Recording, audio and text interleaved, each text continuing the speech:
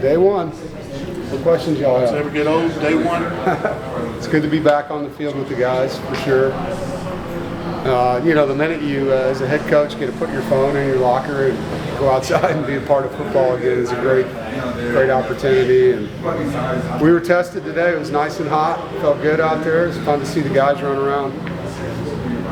Dave, is this the most talented team that you've had here at NC State? It's too early to say. It's definitely a good group of guys. There's competitive depth in most of the positions. But it's first day, We're excited about the group of guys that we have and excited about how they work this summer. How have you been able to build that depth? Because you have more. Yeah, it's development, retention, and recruiting. It's a combination of the three. The guys that have been here, obviously, been in Thunder's program, been in our off-season, go through football school with our staff, and then the new guys that we brought in we feel like are really good fits. And so it's just a combination of those three things. Dave, did you hear any voices today emerge as far as that surprised you or impressed you with leadership? Not really. It's who we expected. It was good to see Tamarcus Cooley made some plays today, had some nice interceptions. Keenan Jackson had some nice catches. Those two guys stepped up today. I thought they looked good in practice. Get some word out on Friday's Victory Day. We want to talk about that, get that out there.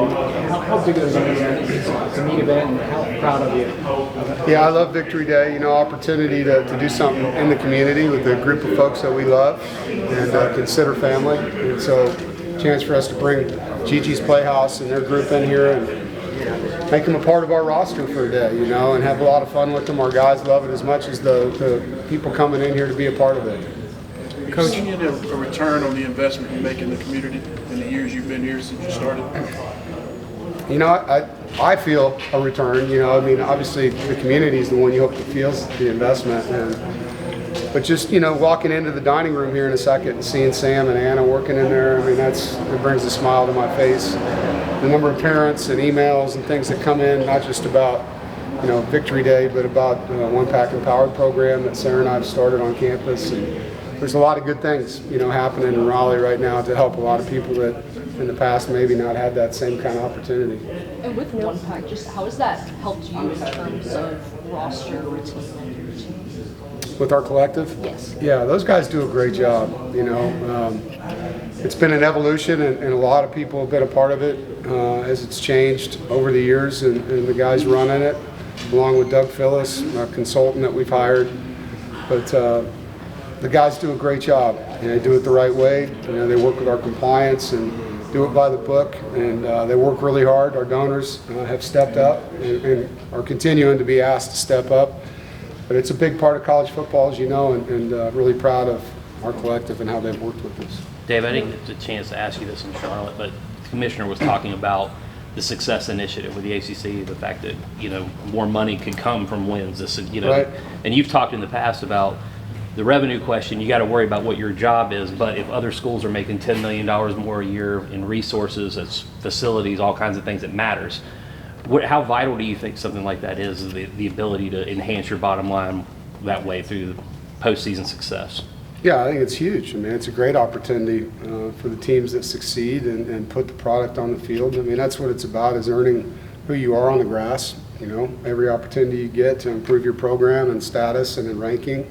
And now that you're getting money, I guess, for your program, when you do that, it's not just an incentive thing. The bottom line is the bottom line, and that's going to help us. It's going to help our administration and the things that we want to do to continue to push the envelope and move our way up the ladder. You mentioned in Charlotte how you always look at the roster. What was it about the roster coming out of January that led to wanting to get some transfer defensive backs? Just felt like we were young in some spots. Boykin's still out from the bowl game, and just wanted to add some guys with experience. As you know, we lost some last year, and getting some guys in that have played significant snaps, and particularly trying to find guys that have played Power 5 football that were ready for what was coming with our schedule. So it felt like we did a great job. The guys in the recruiting office really do a phenomenal job identifying guys, getting our coaches involved, and then recruiting them and their families the right way, and educating them on what NC State has to offer. Every year for the past few years now, you've had more and more new faces that you've had to integrate into the program and the system. How have you kind of adjusted how you go about things in making that happen? Yeah, in January when I walked in the team room, there was 40-some new guys, and so I knew, and I told the guys right there, we had a lot of work to do, and it wasn't just football, it was getting to know each other, and so we've built the calendar a certain way where guys have a chance to really talk in front of the team, where they can get up and tell their story, where guys can learn a lot about a player that hasn't been here in his journey. Sometimes you take that for granted, and these guys are 3, 4, 5 years into college football, and the glue of your roster is what helps you win games. When you get into those adverse situations, are they going to play for each other? I don't really know these guys, and so we did some things in the off season. Our whole team went to Camp Rockfish and did a overnight. It was a great team building, 48 hours for our guys, and our position coaches do a lot of things with them. But I've been really intentional because of the numbers of making sure these guys aren't strangers and that they're brothers. Dave, we were just talking to Sean Brown, just his move, just how good can he be at this new position? How has he adapted to that position? You feel like? Really well. He's a smart football player. In game last year, we had to move him there when Peyton was out. In the Clemson game, he had 8 tackles, I think, in the fourth quarter. So he showed us that he can play there in a game. But he's built for it. He can run. He's physical. He's got really good instincts, vision. He understands Coach Gibson's defense and what he wants. So that position has to have a guy in it that can really run and erase things, and Sean's built for that.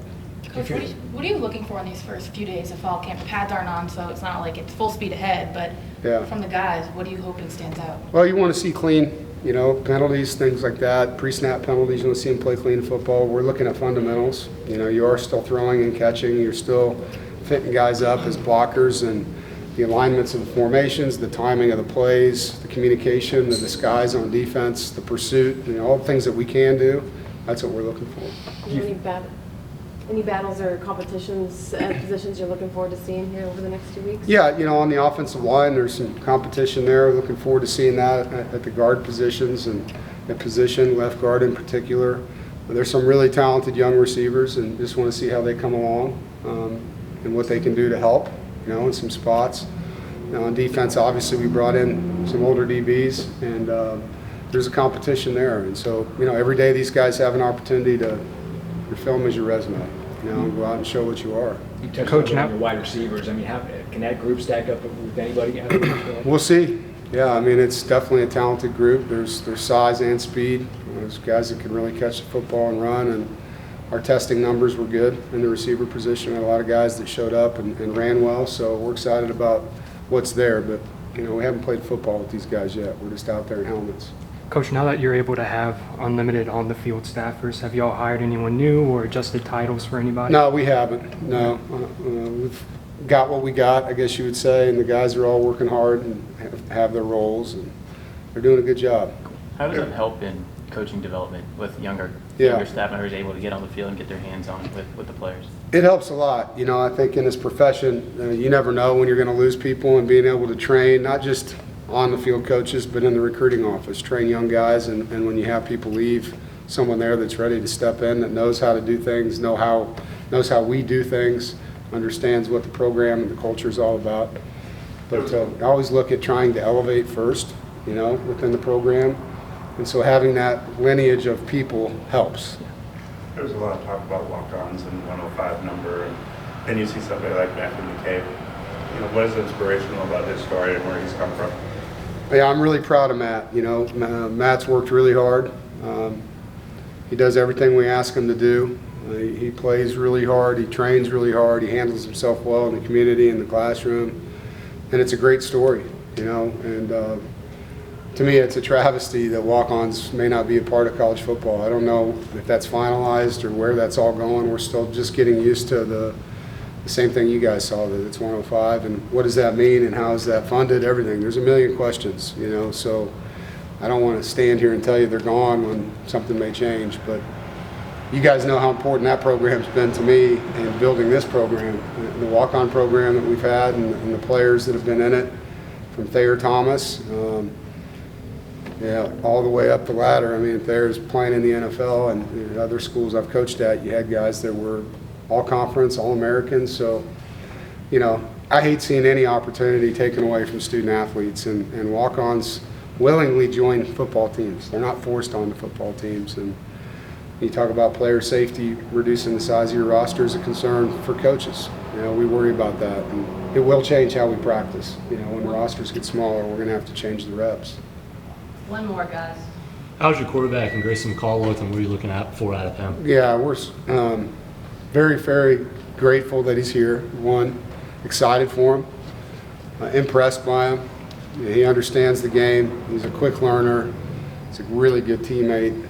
Goes hard, holds himself to a high standard, has no problem holding guys accountable, and he does it in a good way.